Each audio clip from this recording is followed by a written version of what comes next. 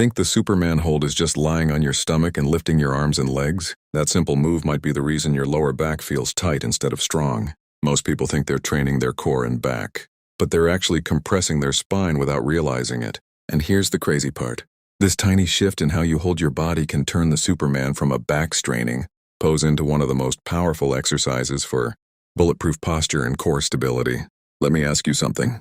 When you do the Superman hold, do you feel it mostly in your lower back? Do you rush to lift as high as possible? Do your legs separate, your neck crank up, and your breath stop without you noticing? If that sounds familiar, you're not alone. The biggest mistake people make is thinking higher is better. They throw their arms and legs up like they're trying to fly off the floor.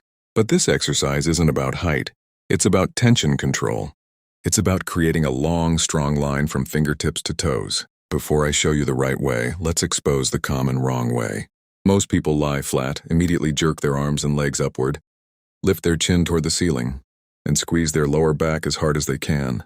The ribs flare, the hips tilt forward, and suddenly all the pressure dumps into the lumbar spine. Instead of building stability, they're grinding the same area over and over. Think of your spine like a stack of coins. When you extend aggressively without control, those coins jam together. When you move with alignment and tension, they stay stacked and supported. So what's the real goal of the Superman hold? It's not to arch. It's to train posterior chain endurance, your glutes, mid-back, and deep core muscles working together to stabilize your spine. Imagine your core like the foundation of a skyscraper. If the foundation is weak, even the tallest building collapses under pressure. The Superman hold teaches your body to resist collapse, but only if you do it right.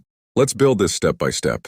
First, lie face down on the floor. Legs straight, arms extended overhead. Now pause. Before you lift anything, gently press your hips into the floor. This is your anchor point. Lightly tighten your glutes. Not a max squeeze, just enough to feel them turn on. Now draw your belly slightly away from the floor. You're not sucking in hard. You're bracing like someone's about to poke your stomach. That small brace protects your lower back. Here's the part most people skip. Neck position. Instead of cranking your chin up, keep your head neutral. Imagine holding a tennis ball under your chin. Your gaze should be slightly down, not forward. This keeps your cervical spine aligned with the rest of your body. Light bulb moment. When your head lifts too high, your lower back often overcompensates. Fix the head and the spine usually follows. Now, instead of launching your arms and legs upward, think about length first. Reach your fingertips forward and your toes backward, like someone is gently pulling you from both ends. Feel your body stretch long. Only then lift your arms and legs just a few inches off the ground. Not high, just enough to clear the floor. You should feel tension spread across your mid-back and glutes, not a sharp pinch in your lower spine. Hold here, breathe, yes, breathe. If you're holding your breath, you're losing core control. Inhale through your nose, exhale slowly through your mouth. Every exhale should make your core feel more stable, not less. This is endurance training, not a power jump. Now let's contrast that with the wrong version. In the wrong version, the lift is explosive and uncontrolled. The ribs flare, the stomach sags, and the glutes stay asleep. The lower back screams for help. In the right version, the movement is quiet and deliberate. The glutes are engaged. The abs are braced. The neck is neutral. The lift is modest, but the tension is intense. That's the difference between ego and execution. Once you've mastered the basic hold, we layer in intermediate control. Instead of lifting both arms and legs together, try alternating opposite arm and leg, right arm, left leg. This reduces spinal compression and forces your core to resist rotation. Think of it like balancing on a narrow beam. Your body has to stabilize in 3 dimensions. This variation teaches coordination and deep core engagement that the basic version alone can't. Another intermediate tweak, reduce the lift height even more and increase the reach.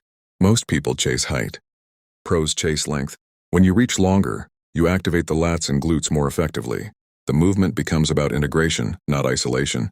That's how athletes use it to reinforce posture and protect the spine during heavier lifts like deadlifts and squats. Now let's talk advanced refinement. At this level, the Superman hold becomes less about movement and more about tension strategy. Before lifting, gently tuck your pelvis, just slightly, so your lower back isn't excessively arched. This subtle posterior pelvic tilt prevents compression. Then create full body irradiation. That means lightly clenching your fists, tightening your quads, and engaging your glutes all at once.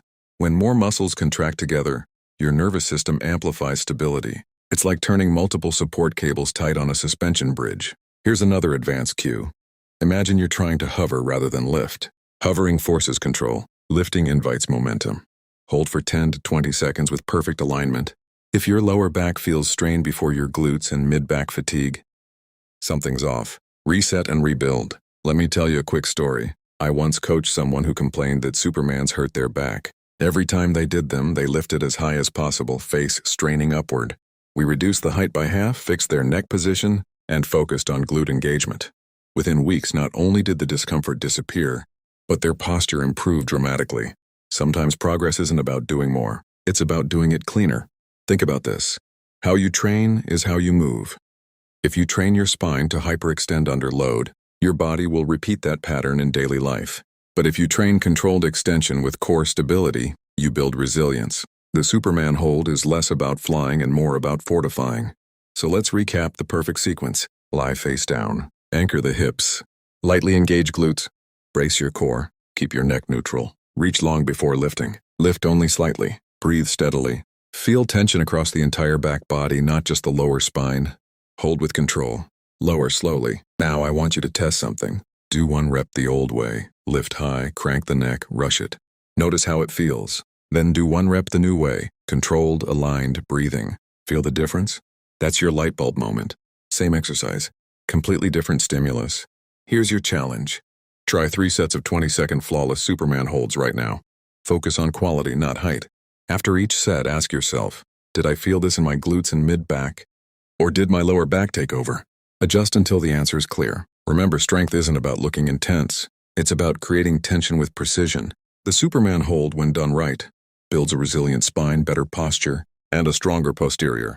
Chain that carries over to everything, from lifting weights to sitting at a desk without slouching. Stay patient. Stay focused. Every rep is practice. Every hold is teaching your body how to stabilize under pressure. And if you commit to mastering even this simple move, you're not just training your back, you're building the foundation for everything else you do. Now go earn those 10 flawless reps. And when they feel smooth, controlled, and powerful, that's when you know you're doing it the right way.